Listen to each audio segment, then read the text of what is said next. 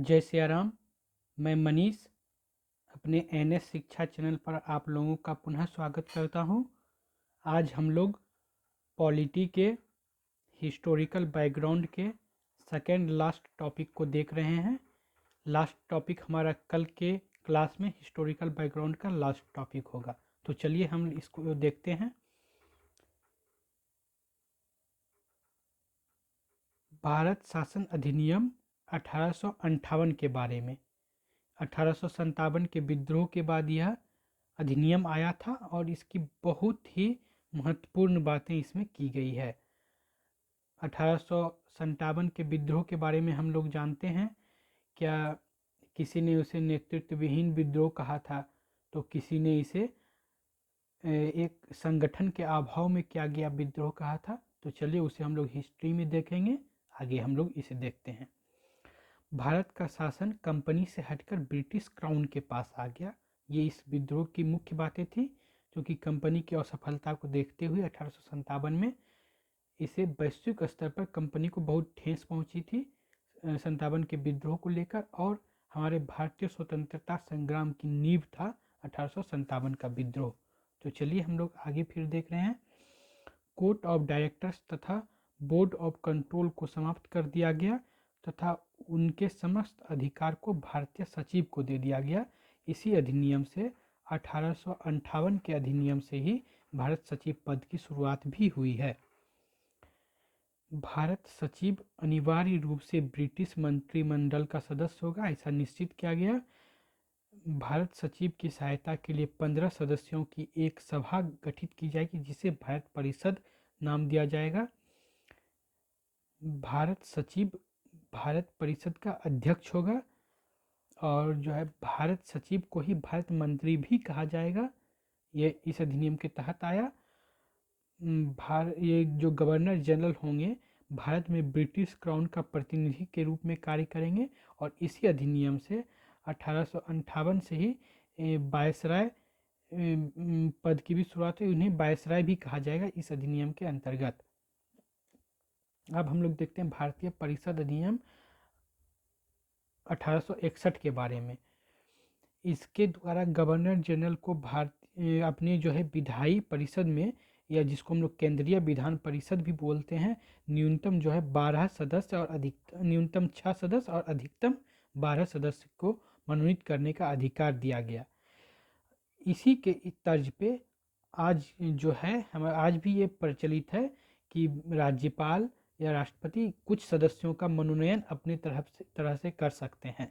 जैसे हमारे भारत के रक्षा मंत्री डॉक्टर एस जयशंकर जो है हमारे भारत के विदेश मंत्री डॉक्टर एस जयशंकर का मनोनयन इसी तर्ज पर हुआ है, क्योंकि वो पहले भारतीय विदेश सेवा में थे। उन्हें रिटायरमेंट दिला करके पहले मंत्री बनाया गया, फिर उन्हें राज्यसभा का सदस्य बनाया गया, क्योंकि ये बाध्यता रहती है कि 6 महीने के अंदर आप किसी भी सदन का सदस्य हो। और हमारे माननीय मुख्यमंत्री जी भी बिहार के इसी व्यवस्था के तहत आज विधान परिषद का जो गठन हुआ है, पर वो चुनाव वो नहीं लड़े हुए हैं, लेकिन वो विधान परिषद के सदस्य हैं और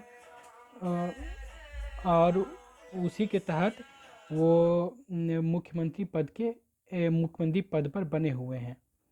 तो चलिए हम लोग आगे फिर देख रहे हैं। कम से कम जो है आधा सदस्य जो है गैर सरकारी होंगे। इसके तहत यह निर्णय लिया गया कि आधे सदस्य गैर सरकारी होंगे। इसके द्वारा वायसराय के कार्यकारी परिषद में सदस्यों की संख्या 4 से बढ़कर 5 की गई और 5वां सदस्य जो है विधि विशेषज्ञ होगा, ऐसा निर्णय लिया गया। मद्रास और बॉम्बे के गवर्नरों की परिषद को कानूनी बनाने की शक्ति दे दी गई और इसमें विभागीय प्रणाली या पोर्टफोलियो सिस्टम की शुरुआत हुई। वायसराय को अध्यादेश जारी करने की शक्ति दी गई और राष्ट्रपति को जो है इसमें वायसराय को जो अध्यादेश जारी करने की शक्ति दी गई, इसी के तहत राष्ट्रपति और राज्यपाल को भी अध्यादेश जारी करने की शक्ति है, जिसमें राष्ट्रपति की शक्ति 123 के तहत और राज्यपाल की अध्यादेश की शक्ति 213 आर्टिकल के तहत है।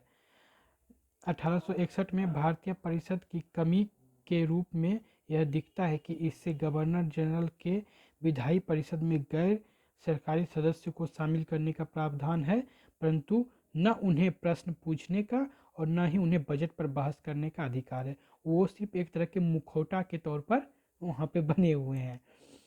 इस अधिनियम में दूसरी कमी यह दिखती है कि प्रांतीय विधान परिषद द्वारा बनाए गए नियम पर वीटो का अधिकार गवर्नर जनरल को है। सर्वप्रथम संपूर्णतः वीटो का अधिकार गवर्नर जनरल को कब मिला था? तो 1786 का अधिनियम के तहत।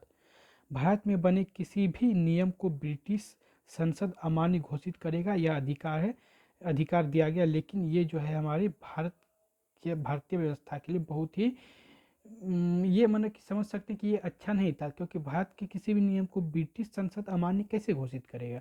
तो ये उस समय व्यवस्थाएं दूसरी थी, तो नियम भी दूसरे बनते थे। चलिए आगे हम लोग देखते हैं। भारतीय परिषद अधिनियम 1892 को हम लोग देख रहे हैं। केंद्रीय एवं प्रांतीय विधान परिषद में गैर सरकारी सदस्यों की संख्या बढ़ाई गई, परंतु सरकारी सदस्यों का बहुमत जो है जारी रहा। इस अधिनियम द्वारा विधायी परिषदों एवं केंद्रीय एवं प्रांतीय जो है विधायी परिषद में गैर सरकारी सदस्यों की नियुक्ति के लिए निर्वाचन पद्धति की शुरुआत किया गया। निर्वाचन पद्धति जिसे हम लोग अप्रत्यक्ष निर्वाचन पद्धति के तहत इनका मनोनयन किया गया या नियुक्त किया गया। इसमें जो है इस अधिनियम के तहत निर्वाचन शब्द का प्रयोग नहीं हुआ था। केंद्रीय विधान परिषद में गैर सरकारी सदस्यों का मनोनयन जो है वायसराय द्वारा या प्रांतीय विधान परिषद एवं बंगाल और चैम्बर कॉमर्स की अनुशंसा पर, बंगाल चैम्बर्स ऑफ कॉमर्स की अनुशंसा पर होता था। कहाँ पे? केंद्रीय विधान परिषद में। और प्रांतीय विधान परिषद में जो है गैर सरकारी सदस्य का मनोनयन कैसे होता था? तो जिला बोर्ड, स्थानीय निकाय, विश्वविद्यालय, वाणिज्य संगठन, जमींदार की अनुशंसा पर किया जाता था। विधायी परिषदों के सदस्यों को सार्वजनिक हित, आर्थिक नीति और बजट पर प्रश्न पूछने का और बहस करने का अधिकार था, किंतु उन्हें मतदान करने का अधिकार नहीं था। जैसे हमारे महान्यायवादी को उस संसद के प्रक्रिया में भाग वो ले सकते हैं, लेकिन ना ही वो मत दे सकते हैं, उनको मत देने का अधिकार नहीं है। वही ये कंसेप्ट जो है यहीं से लिया गया था। तो आज हम लोग यहीं पर रखते हैं, आगे फिर हम कल देखेंगे। कल जो है ऐतिहासिक पृष्ठभूमि, हिस्टोरिकल बैकग्राउंड का अंतिम क्लास होगा। उसके बाद हम लोग मेन चैप्टर पर आ जाएंगे। तो सभी को मैं सबके लिए एक 2 लाइन भी बोलना चाहूँगा कि लक्ष्य न ओझल होने पाए कदम मिलाकर चल, लक्ष्य न ओझल होने पाए कदम मिलाकर चल, सफलता तेरी कदम चूमेगी आज नहीं तो कल।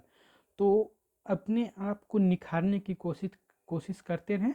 हो सकता है आप 1 बार 2 बार में सफल, कुछ नंबर से जिसका डी फैक्टर होता है, 99% आपका मेहनत है और 1% आपका डी फैक्टर है, जो आपको कभी थोड़ा बहुत विचलित कर सकता है, लेकिन वो आपको पराजित नहीं कर सकता है। तो अपने आप पर विश्वास, अपनी मेहनत पर अधिक विश्वास रखें और आगे बढ़ते रहें। तो सबको सफलता मिले, इन्हीं शुभकामनाओं के साथ। आप अगर अच्छा लगता है तो मुझे भी सहयोग करें। जय हिंद,